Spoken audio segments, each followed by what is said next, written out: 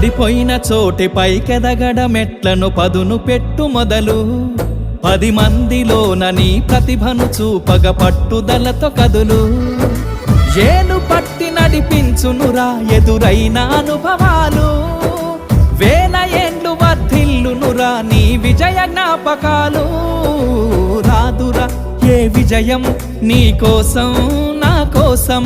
ఎటుపోదురా నువ్వు చేసిన కష్టం ఎప్పటికైనా సొంతం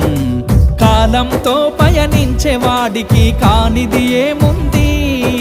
సాధనతోనే సాధ్యమవ్వునని సదాశయంతో సాగర ముందుకు రాదురా ఏ విజయం నీ కోసం